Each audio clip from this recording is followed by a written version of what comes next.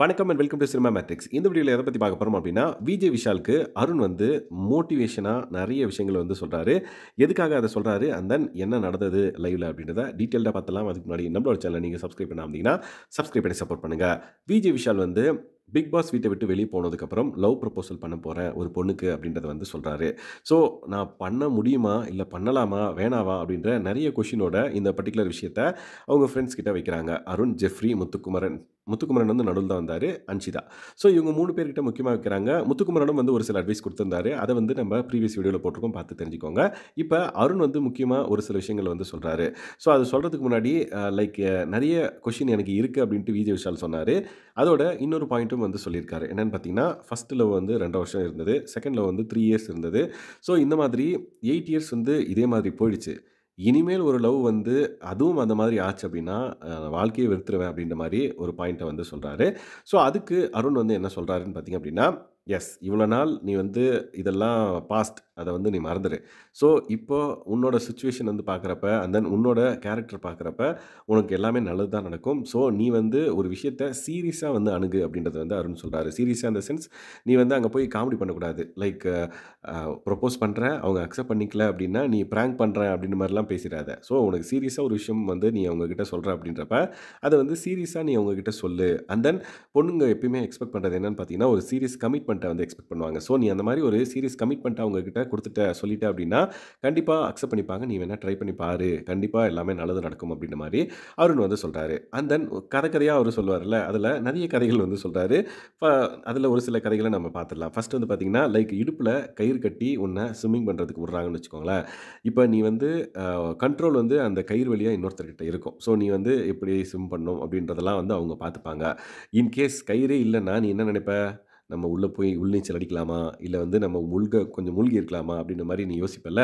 So அதுதான் வந்து நீ இப்ப இருக்கிறது. ஸோ உனக்குன்னு ஒருத்தர் வந்தாங்க அப்படின்னா, ஒரு கட்டுப்பாடு இருக்கும். அண்ட் தென் உன்னோட கிராஃப் வந்து சீரா போகும். இப்போ வந்து பார்த்தியா அப்படின்னா, உனக்கு வந்து கன்னா பின்னான்னு போயிட்டுருக்கும். ஒருத்தர் உனக்கு கண்ட்ரோல் பண்ண வந்துட்டாங்க அப்படின்னா, அது சீரா போகும் அப்படின்ற ஒரு எக்ஸாம்பிள் சொல்றாரு. அதுக்கப்புறம் லைஃப்ன்றது வந்து பார்த்தீங்கன்னா, ரிசர்வ்டு ட்ரெயின் டிக்கெட் புக் பண்ண மாரி. விச் மீன்ஸ் நீ வந்து ஒரு விஷயத்த பிளான் பண்ற அப்படின்னா, அப்படியே ஓடி போய் ட்ரெயின்ல ஏறக்கூடாது. எந்த ட்ரெயின்ல போற, எந்த சீட்ட நீ புக் பண்ண போறன்றத புக் பண்ணிட்டு, நீ வந்து ட்ரெயின்ல ஏறணும். அதுதான் வந்து கரெக்ட்டான லைஃப்.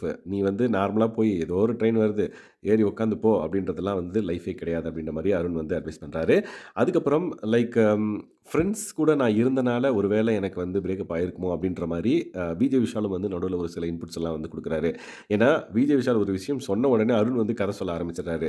ஸோ விஜய் விஷால் என்ன பண்றாருன்னா, "நிறுத்து. நான் வந்து முழுசா சொல்லிக் கூட முடிக்கல. நீ அதுக்குள்ள கதை கதையா போயிட்டு இருக்க. இப்ப 4வது கதை பேசிட்டு இருக்க." அப்படின்ற மாரி ஃபன்னா பேசிட்டு இருப்பாங்க. ஸோ நடுவுல இன்டரப்ட் பண்ணி லைக், "ஆமா நான் கூட என் ஆளோட கொடைக்கானல் போணும் அப்படின்ற மாரி பிளான் பண்ணோம். பட் நான் போம்போது என்னோட ஃப்ரெண்ட்ஸ் 10 பேர சேர்த்து கூட்டு போவேன். மேபி அதனால தான் வந்து எங்களுக்குள்ள அந்த அளவுக்கு கனெக்ட் இல்லாதனால எல்லாம் பிரிஞ்சு போயிட்டாங்களா இல்லையா?" அப்படின்ற மாரி விஜய் விஷால் வந்து சொல்றாரு. ஸோ அதுக்கும் வந்து பார்த்தீங்க அப்படின்னா, லைக் அருண் வந்து நெறைய அட்வைஸ் வந்து குடுக்குறாரு. அதுக்கப்புறம் வந்து பார்த்தீங்கன்னா, முக்கியமா ஒரு விஷயம் சொல்றாரு. நூடுல்ஸ் மாரி, நூடுல்ஸ்ல இருக்கிற அந்த நூடுல்ஸ் இருக்குல்ல, அதுதான் நீ. ஸோ அந்த ஸ்பைசஸ்ன்னு ஒரு குட்டியா ஒரு பாக்கெட் இருக்கும்ல, அதுதான் வந்து அவங்க. அத 2த்தையும் சேர்ந்து கலந்தா தான் உங்களோட வாழ்க்கை வந்து முழுமையடையும். அப்பதான் வந்து அந்த நூடுல்ஸ் வந்து டேஸ்ட்டா இருக்கும் அப்படின்ற மாரி பல கதைகள சொல்லி வந்து பார்த்தீங்க அப்படின்னா, விஜய் விஷாலுக்கு வந்து நல்லா மோட்டிவேட் பண்றாரு. அண்ட் தென் ஒரு லைஃப் பார்ட்னர் அப்படின்றவங்க நம்ம கூட இருந்தா மட்டும் தான் வந்து நம்ப ஒரு நேரான பாதையில வந்து போக முடியும் அப்படின்றத வந்து சொல்றாரு. என்னோட பெர்சனல் எக்ஸ்பீரியன்ஸ்ல நான் சொல்றேன். கண்டிப்பா உன்ன வழிநடத்த ஒருத்தர் இருந்தாங்க அப்படின்னா, நீ சூப்பரா வந்து இன்னும் மேல வருவ அப்படின்ற மாரி விஜய் விஷாலுக்கு வந்து அட்வைஸ் பண்றாரு. நீ என்ன வேணாலும் பண்ணு. நீ பண்றது நல்லா தான் நடக்கும். உன் கூட நான் இருக்கேன். உன் பக்கத்துல நான் நிப்பேன். அடி வாங்குறதா இருந்தாலும் நானும் சேர்ந்து அடி வாங்குவேன் அப்படின்ற மாரி அருண் வந்து விஜய் விஷாலுக்கு வந்து அட்வைஸ் பண்றாரு. அண்ட் தென் இன்னொரு முக்கியமான ஒரு விஷயம் வந்து சொல்றாரு. என்னன்னு பார்த்தீங்கன்னா, லைக் லைஃப்ல வந்து பார்த்தீங்கன்னா, நம்மளுக்கு ஒருத்தங்க இருக்காங்க அப்படின்னா, அது எப்ப தெரியும்? எப்ப நீ ரியலைஸ் பண்ணுவேன்னு பார்த்தன்னா, ஆஃபீஸ்லேருந்து லேட்டா வர வேலைய முடிச்சுட்டு, அப்ப நீ அப்படியே ரோட்ல போயிட்டே இருக்க. ஏதாவது ஹோட்டல் திறந்திருக்குமா சாப்பிட்டு போலான்ட்டு. பட் எந்த ஹோட்டலும் திறக்கல. நீ வீட்டுக்குள்ள போற. சரி ஸ்விக்கில ஆர்டர் பண்ணிக்கலான்னு உள்ள போற. மொபைல் வந்து ஸ்விட்ச் ஆஃப் ஆயிடுது. வீட்டுக்குள்ள போனதுக்கப்புறம். அதுக்கப்புறம் கரண்ட்டும் இல்ல. சரி சார்ஜ் போடலாம். நீ சார்ஜ் போட்டு கரண்ட் வந்தா சார்ஜ் ஏறுட்டுன்னு சொல்லிட்டு நீ போற.